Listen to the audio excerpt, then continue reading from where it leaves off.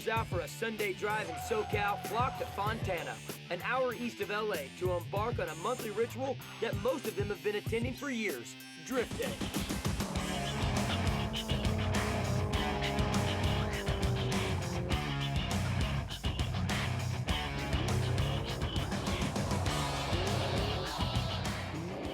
When drifting first made its way to the West Coast from Japan, it was a totally underground movement. 5 years ago, organized drifting slowly formed around Drift Association, a club founded by Moto Miwa and Naoki Kobayashi. Well, I think the importance of Drift Association creating these drift days is to allow a place for drivers to come to learn drifting the right way. It's basically me and my partner, Moto, who kind of got together and did the first one about 2.5 years ago. Preparation for a typical drift day begins early, and the work remains hectic all day long. Today was actually a little bit more relaxed. Since we're kind of catering to the advanced drivers, I didn't have to wake up as early, but typically today was 4, Saturday morning was about 3:30. I guess that's not that much later, but... Drift Day is staffed by volunteers who come help man the course and hopefully get a little track time for themselves. You really have to love the motorsport to be in contact with it. You know, any other volunteer would basically get tired eventually. You should be driving. Okay. Do you have enough tires for today? Yeah, I think I do, yeah. Kind of, it's even actually hard to believe for us that we have people that are willing to come out in the hot sun and work 12 hours a day, and I don't even know where to start in terms of repaying them back. Drift Association is professional drifting's farm club association, cultivating young drifters by providing a safe place for them to practice and learn. It's very important to us to kind of set the direction right, especially since drifting is so new to the public that I don't want to promote or encourage kids to go straight to the parking lot and start drifting there when there's a perfectly good outlet such as Drift Day to come out and learn safely and legally. You drift wannabes need to have a few basic things before heading out to your first drift day. You know, for a first timer, my suggestion is to always have a rear-wheel drive car. LSD is highly recommended. LSD is a limited slip differential. And basically an open mind. Lose all preconceptions about drifting. Come here and definitely learn from the instructors. Once you've paid your money, get ready for a lesson from one of the Formula D masters, if you think you can handle it. We've got a lot of regular Formula D competitors. Alex Pfeiffer, Andy Yen. I'm to go driving. Kengushi, Takaono. They're all here. Each weekend event takes place over 2 days. The amateurs on Saturday and the pros on Sunday. The pros earn their keep by working with the newbies. Even for well-established drifters, Drift Day is the only place they can get regular practice. At every Drift Day, I serve as an instructor, and it's very difficult sometimes. I'm more there to scold them when they're making the bad mistakes, more than trying to help them do good. They've always tried to support what we do and come out and relax, have a good time, and hopefully teach a few students how to drift.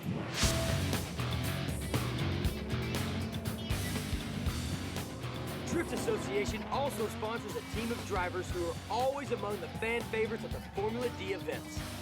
We got 2 drivers, Taka Ono and Hiro Sumida. We've been trying to have them compete at all Formula D events. After competing, you know, hopefully they'll see our Drift Day sticker on the car, type that in, and understand more about what we do. I hope the drifting will grow much more in the US. So it's really important for us to find other people who hasn't tried drifting before, and for them to try and make, you know, drifting population bigger and bigger. And that's, I think, good for the whole sport. Coming up next, the littlest drifters.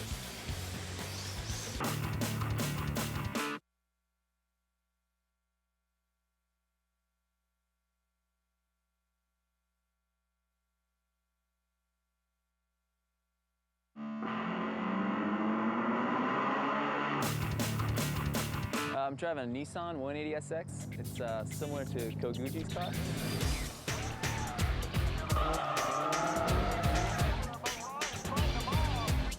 Today I brought my AE86. It's about a half a year old now. I've had it for half a year. Pretty beat up.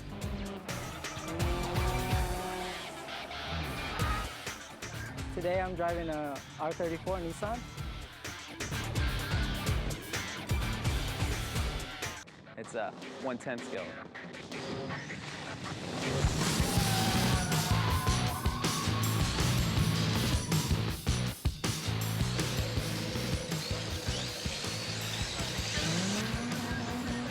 We're here at California Speedway in Fontana, Drift Day.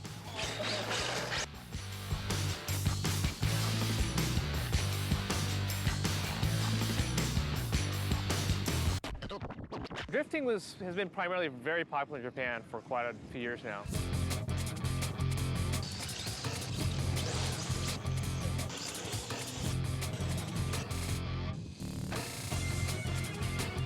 Yokomo decided to capitalize on it and actually release a RC car version that wasn't a toy, but was something that the average modeler could enjoy.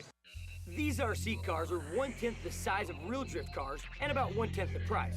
While a decent drift car can be built for about $5 grand, a good RC car can be had for less than 500 bucks. I was always into RC cars as a kid, you know, more into racing them. So I saw a video of guys putting plastic tires in their car and drifting. And from there, I just kind of got into it. I found a website where it's an online forum.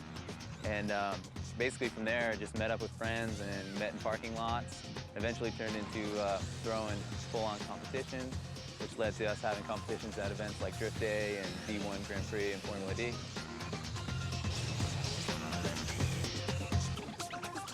So I got into RC as a young child and just been keep going with it. I build all my own kits.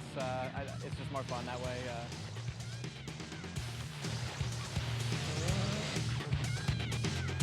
As a hobby, I think it's still in its grassroots stages, kind of similar to what drifting is, where people are still sort of immersed in it as a hobby, and so they do tend to spend a lot of time and resource into it. So it's, in a sense, it's very similar. They're just totally customizable, like the full size. You can get any wheels you want. Yokomo's coming out with a lot of replicas of the actual bulk wheels and blitz wheels. They come with mirrors, wings. You can put a little muffler on the back. Shock upgrades, differential upgrades. So, yeah. Basically, I concentrate more in suspension work. Suspension work is everything to these cars. I mean, I like it soft, and some guys like it different ways. That's just how I drive it. These headlights were actually custom made. They're made to flip up and down with a third channel on the radio, mounted up with LEDs, which is another popular add-on to most RC car bodies. A lot of friends of mine and I like to make 1/10 scale replicas of the full-size cars, because that's what it's all about. And a lot of the guys do custom paint jobs. This is actually all cut by masking tape and mixed paint. So that's another really big aspect of the RC hobby is, making bodies.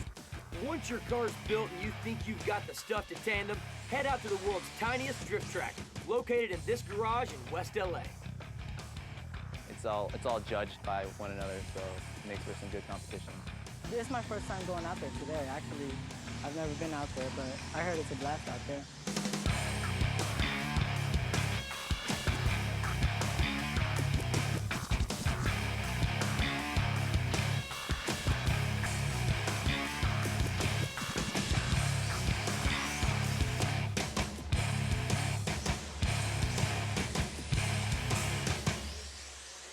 On 3, send it. 1, 2, 3.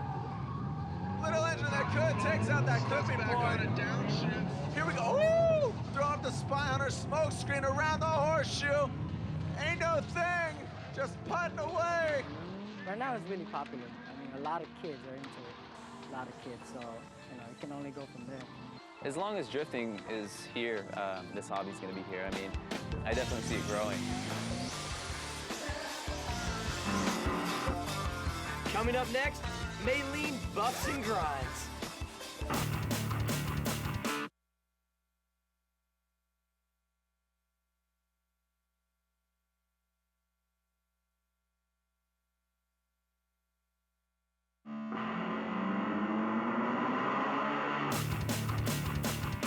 first installment of our Project 240, Emeka and the boys down at Gucci Auto got to work losing all the excess weight from the car. Papa Gucci has been hard at work, and after Emeka's performance at the shop, G4 decided to send me down to help with the paint. So Damien, what's been going on with this car? Basically, the last time you saw it, the engine was removed, the front end was removed, and the lights were removed. Now, they just basically took it to the next step where they were doing some stitch welding to the frame to reinforce the car, and they've loosened up parts so that the vehicle can be prepped for paint and the body shop can actually paint the vehicle a little bit easier. Now that Gucci Auto has put our 240 on a diet, it's time for us to start looking tight on the outside. Just like Christmas. In order to get the most out of our S13, we went with the sweet B-Magic 8-piece wide body kit from AIT. Putting it on so it stays on is the best JDM paint shop on the west side, US Earth in Torrance, California. My paint sensei for the day is Mitsuo, who's gonna take us through the process step by step of prepping for paint. Step 1, find the dents. I see a dent, so we're gonna circle that. That's a big one. Oh, I found one. Can I circle one? There's 1, 2, 3, 4, 5, 6, 7, 8. Step 2, sand. What type of sander is this? I don't know. I'm gonna help. You can't sacrifice fashion.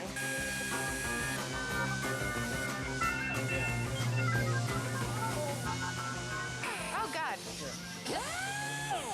Like that? So we sanded it down and there's still paint here and there's still a dent. Yes. So now what do? Step 3, Bondo.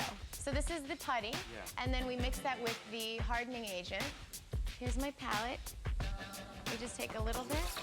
I can do this. Mine isn't exactly perfect, but Mitsuo says when we're done with this, filling in the dents, we're gonna come back and then sand it again. So it's okay if you make a little mistake like I did. Step 4, wet sand the body kit.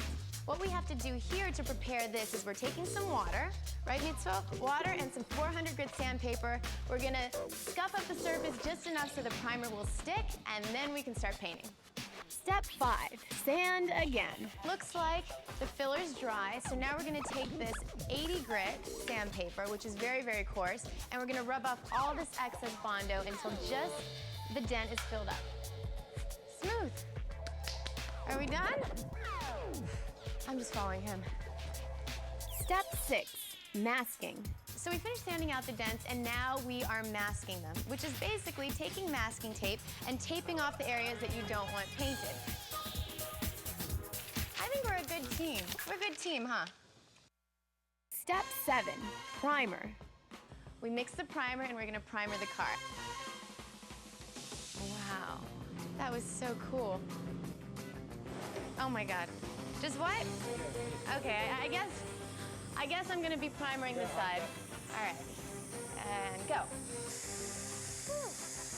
I'm doing it.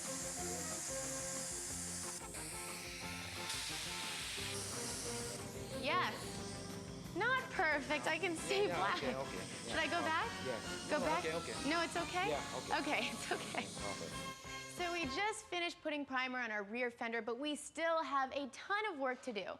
Just to give you an idea of what our car is gonna look like, this is another car here at the US Earth Garage. It's an S14, and it's smooth as can be. All that's left is the paint. So Mitsuo, how long did it take to get this car looking like this? 2 weeks. 2 weeks. So to get our car from that shape it's in to this shape, we're gonna need a lot of work, right? We should probably get you to work. Come on, let's go. The Project 240 will be back from paint in a few weeks, and I can't wait to see what US Earth is able to pull off. I never could tell if Mitsuo really wanted my help, so I'm just gonna leave the real work to the experts and wait for my chance behind the wheel.